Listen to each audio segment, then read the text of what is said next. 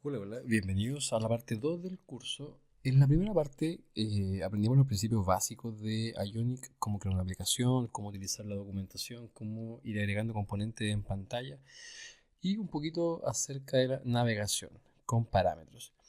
El tema es que hasta ahí la aplicación no sirve de mucho en un ambiente real. Por lo tanto, vamos a comenzar en esta segunda unidad con lo que de verdad sirve. Ya, entonces lo que están viendo ustedes en pantalla es una aplicación que nos va a permitir tomar notas y dejarlas guardadas en nuestro teléfono para después poder consultarlas a modo de recordatorio. Esta aplicación tiene la gracia de que es multiusuario. Por lo tanto, nosotros vamos a poder pinchar un botoncito, navegar y crear nuestro usuario para posteriormente agregar las notas asociadas a un usuario en particular. Vamos a poder cerrar sesión, vamos a poder cambiar de usuario y agregar otras notas haciendo la distinción de qué nota le pertenece a cada usuario. ¿Ya? Entonces aquí tengo el esqueleto. Otro aspecto importante es la visualización. Hasta la unidad pasada nosotros veíamos nuestra aplicación en el navegador. Entonces, si bien esta aplicación también te la estoy mostrando en el navegador, le di el toque de aplicación móvil porque llegó el momento en que vamos a tener que pasar al teléfono. ¿Ya? ¿Por qué vamos a tener que pasar al teléfono? Te lo explico en breve. Acá tengo una terminal donde vamos a crear nuestra aplicación de notas y esta carpetita que estás viendo acá abajo es donde tengo las aplicaciones que le voy mostrando a mis alumnos. Entonces acá vamos a crear nuestra aplicación de notas. Ionic Start app notas. Vamos a ocupar el template blank y nuestro tipo siempre va a ser Angular. Le vamos a dar enter, nos va a preguntar cómo queremos trabajar, le vamos a decir en Gmodels y esperamos que esto termine.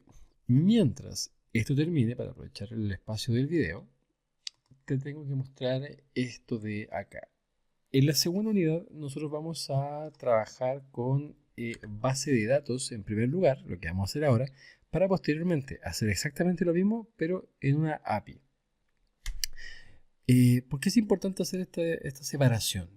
Base de datos, primero que todo, van a trabajar en el emulador, ¿cierto? En el teléfono, pero siempre de manera local. Entonces surge la pregunta inmediatamente, ¿qué diferencia tiene esto con una API? Eh, Cuesta entender lo que es el concepto de API, por lo tanto, esa es la idea, partir con base de datos para posteriormente dar el salto a la API y entender qué nos aporta la API y qué necesito para poder trabajar con una API. Entonces olvidemos el concepto de API y pasemos a base de datos local. Esta pregunta es clave. ¿Qué es una base de datos local? Como dice lo que estoy mostrando en pantalla, es un espacio, es un lugar dentro del dispositivo, y ahí lo quise subrayar para que quede muy claro, dentro del dispositivo, que nos va a permitir guardar datos para que el acceso a estos datos sea de manera rápida, importante que ello, sin necesidad de contar con conexión a Internet. Entonces ahí respecto a la API tenemos una gran diferencia. Para trabajar con base de datos local no necesito Internet, mientras que para conectarme con una API sí lo necesito. Ya tenemos la primera diferencia súper importante. ¿Qué ventajas me permite trabajar con base de datos local? Lo primero, me permite almacenar información o datos más bien de manera offline, o sea, sin conexión a Internet. Estos datos van a quedar guardados en el teléfono y a partir de ahí yo los puedo extraer y los puedo utilizar en mi aplicación sin necesidad de estar conectado a Internet. Mejora la velocidad de acceso a los datos. Al trabajar con base de datos local e ir a buscar la información ahí, como no necesito internet ni nada para conectarme a ninguna parte más que a mis datos, el acceso a esto es bien rápido. ¿Ya? Obviamente depende mucho del teléfono, pero es bastante rápido. Y por último, nos permite almacenar de manera sencilla configuraciones del usuario. ¿Ya? Cuando digo configuraciones, podríamos referirnos a preferencias. Por ejemplo, si quiero trabajar en mi aplicación con el modo claro o el modo oscuro, Dependiendo de lo que yo elija, voy a guardar esa preferencia en el teléfono y a partir de ahí, cada vez que entre a mi aplicación, voy a saber si quiero mostrarla en modo claro o en modo oscuro. El tamaño de la letra, tal vez cuando quiero trabajar con fuentes muy grandes, podría guardarlo también como una preferencia. El nombre de usuario, algunas cositas particulares. Ya vamos a conversar con esto en más detalle un poquito más adelante. La base de datos que vamos a utilizar se llama SQLite. Ya es una base de datos ligera que tiene la gracia que se almacena como un archivo dentro del dispositivo, también dentro de mi aplicación. Este archivo va a quedar guardado de manera súper segura, no va a ser posible compartirlo con otras aplicaciones, a pesar de que se puede. Pero hacerlo sería bastante complicado y tendríamos que entrar ya en detalles más nativos. ¿ya? Esta base de datos tiene la gracia de que es súper rápida, soporta SQL y funciona muy bien para datos estructurados. Ideal, como dice acá, para aplicaciones que necesitan muchas funcionalidades de base de datos como consultas complejas, por ejemplo. A ver, SQLite no es la única alternativa. Ya, de hecho, Ionic tiene su propia forma de almacenamiento, que es el Ionic Storage, destinado, eso sí, a guardar poca información.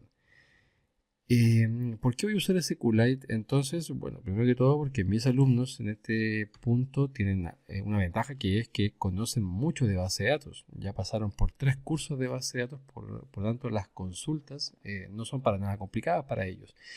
Es lo que mejor saben hacer. Hemos trabajado con bases de datos relacionales, entonces quiero llevarlos a un terreno conocido. Por ese motivo es que vamos a usar SQLite. Pero recuerda, no es la única alternativa. ¿Ya? Téngalo súper claro. ¿Qué desventajas tiene trabajar con SQLite? No sé si llamarlo desventaja, una característica.